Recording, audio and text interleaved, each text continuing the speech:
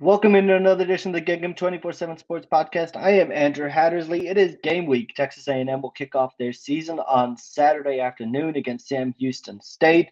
Going solo on this podcast, Brian will be back with us next week. Don't worry about that. And Tarp will be joining us later in the week as well to preview the defensive side of the ball. But a lot to get to on today's show, beginning at the quarterback position. The quarterback position was kind of the talk of the press conference this afternoon when Jimbo Fisher met with the media.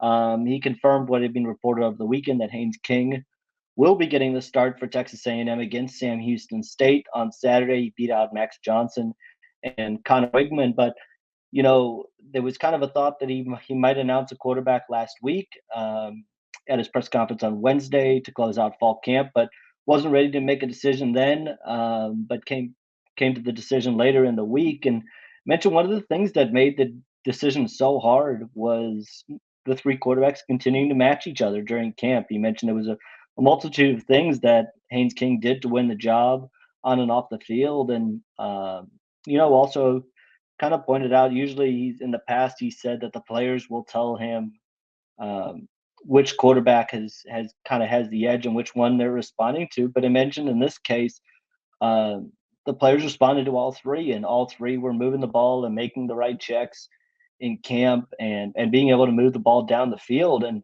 but ultimately, it was kind of a multitude of things that Haynes King did to win the job, both on and off the field, in terms of leadership, getting A&M into the right protections. Mentioned his running ability, some of the throws he was able to make. But definitely one of these battles that was really, really close. And that was one of the big things I think looking at today is you can definitely sense that Jimbo Fisher feels very comfortable with all three quarterbacks. Mentioned, the battle doesn't stop here, and if Haynes King has a bad week of practice, and Max Johnson and Connor Wigman continue to push, maybe one of those other guys gets to start one week. But for now, it is Haynes King's job, and credit to him to come back and win a battle for the second straight off season. Obviously, got hurt in the second game of last year, um, but stayed engaged with the team. And Jimbo Fisher mentioned as the quarterback of the team, he never shied away from continuing to be a leader and contribute where he could. And that wasn't a surprise to Jimbo Fisher. Mentioned with other injured guys as well. A lot of guys stayed around the team and really tried to give input where they could. And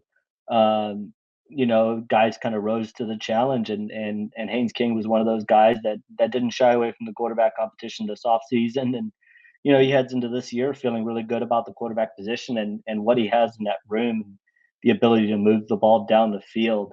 Also had a lot of obviously good things to say about Sam Houston State.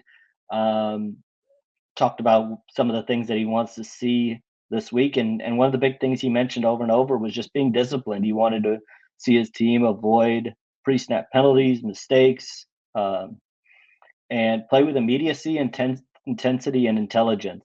But for a first week, he just wants to see how his team also responds to situational football. Mentioned, oftentimes guys respond differently when the lights are on, whether it's good or bad. And so mentioned he was really excited to see that, and just to be able to see his team go out and play. It's a long fall camp. It's a long off season from strength and conditioning in January to spring ball to now fall camp.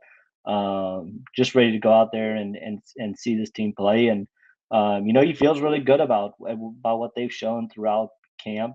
Um, and feels there's been good indications of leadership and guys stepping forward, and the battles during camp have really been positive. Made the comment that a lot of people focus on the quarterback position, but there's been battles all over the field, both on the offensive and defensive side of the ball. And I think he really believes that's going to help, because if you're off one week, there's a guy ready to step in behind you, and so that competition is certainly going to continue to go on throughout the season. But there's just more depth, and we've talked about that quite a bit on this show as well. In the defensive backfield, along the offensive line, there's more guys that are ready to step in. Even guys like Trey Zune will be making their first kind of meaningful appearances, but and stepping into a much bigger role. But feels those guys are ready to kind of do that. And so there's a lot still to be kind of learned about this team, and that'll start this week with Sam Houston State, and you could definitely sense the excitement around the players you spoke on Monday and Jimbo Fisher as well. I think they're all just kind of ready to get the games going and get going with this fall. A&M will open up with Sam Houston State and Appalachian State before hosting Miami in what is kind of expected to be their first big test of the year. That'll be likely their first top 25 matchup of the year. So that'll be a good test for A&M. And speaking of that game, the visitor list for that is expected to be one of the biggest ones of the year for A&M. That's going to be a huge recruiting weekend. And checking with a couple people this week, a couple more names to kind of add to the expected visitor list are Jeremiah Smith and Jalen Hale, two big receiver targets, and both have indicated that they plan to be in College Station for that game. Beginning with Jalen Hale. He'll have 3 trips coming up. Confirmed to 24/7 Sports that he'll have trips to Alabama, Texas, and Texas A&M on September 3rd, 10th, and 17th, with a decision likely coming after that. And talking with a few sources on Monday, one of the things that kind of motivated Hale to take this trip to Texas A&M, which he's expected to take, is he wants to see Haynes King and Evan Stewart in action.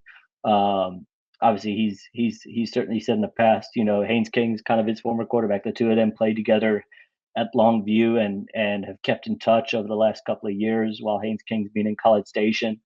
When he stopped by earlier this spring, Haynes King stopped by to see him as well and check in with him. So those two obviously have a very good relationship. And then, Evan Stewart's a guy that he's trained with in the past and certainly knows very, very well. So, it's a chance for Texas A&M to kind of show off. We've heard all off season about how the passing game is expected to be improved. And, this will be a big opportunity to be able to show that off. There's likely going to be a lot of receiver targets in town. Guys like Freddie DeBose is also talked about coming to that game. Josiah's a trader. Obviously Smith, who I just mentioned. DeBron Gatling is also talked about coming in for that game, and then Hakeem Williams as well.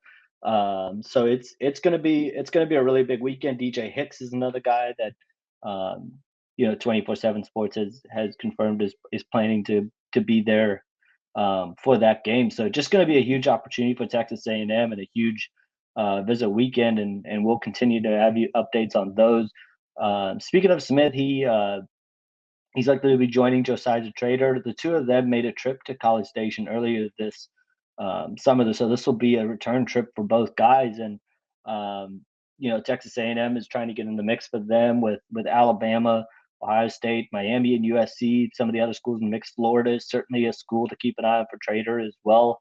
And so, this will be a chance. They're going to be keeping a close eye on the passing game for Texas A&M.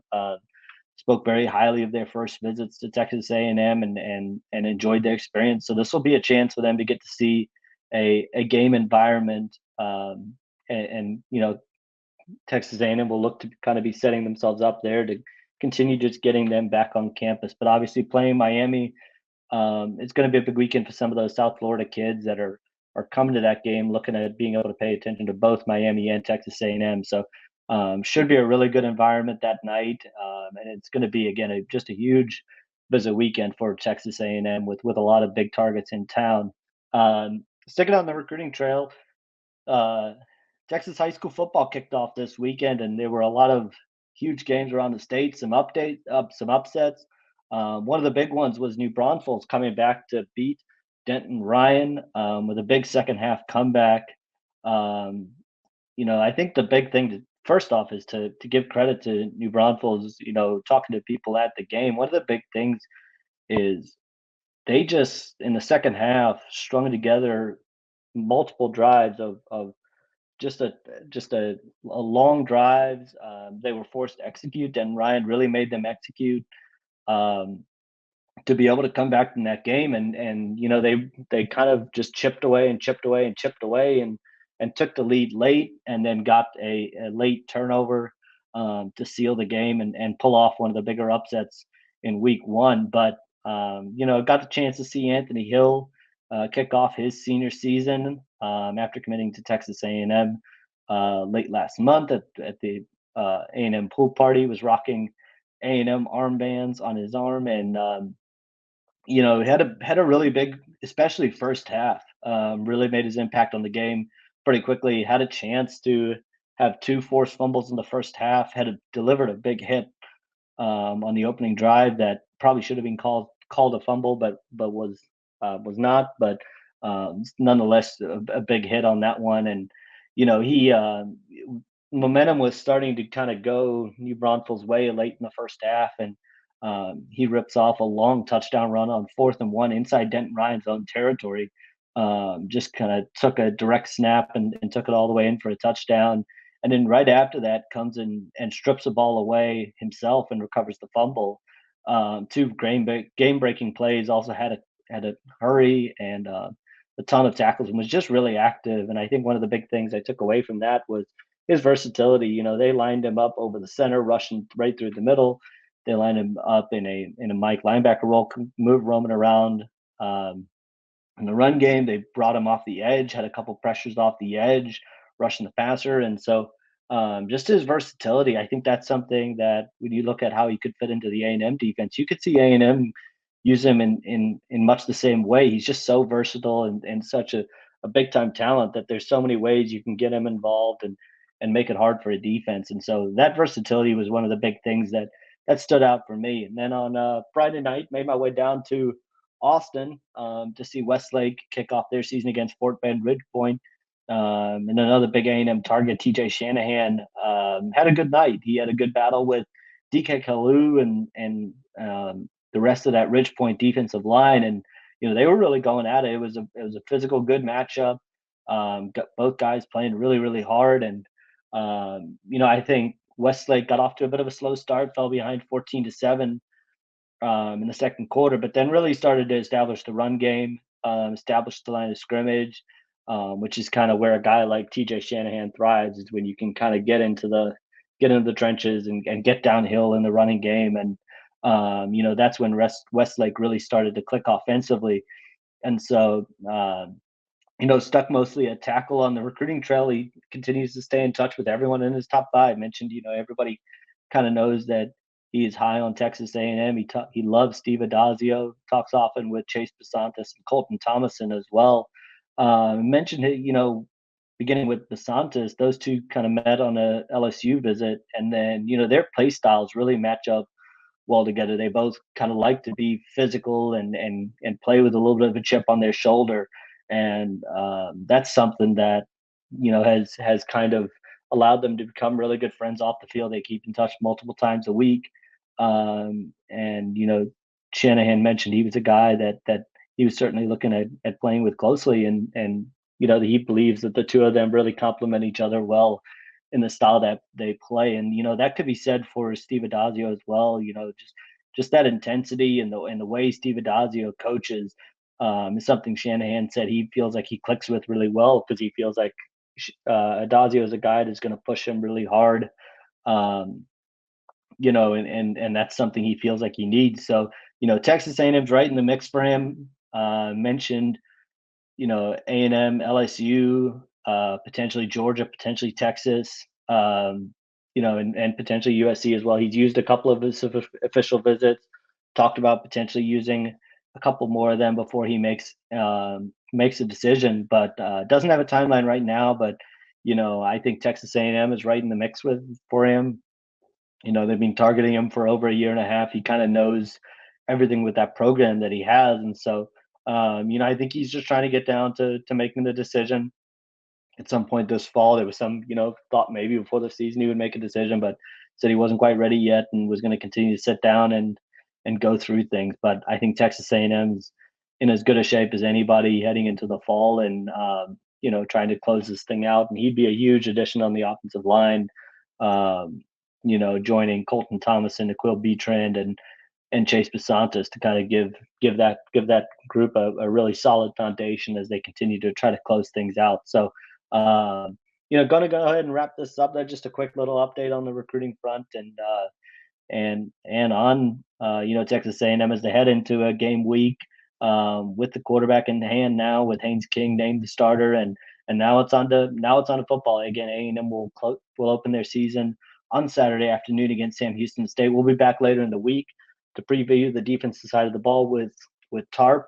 Let's enjoy it. It's good to have football back, and we'll certainly have you guys covered multiple times a week with podcasts on all the latest, breaking things down. So if you like these videos, go ahead and hit subscribe to get a notification every time a new video drops. Give us a 5-star review on Spotify and SoundCloud. And be sure to stay locked into everything on GigEm247. So with that, have a great early start to the week, and we'll see you guys soon.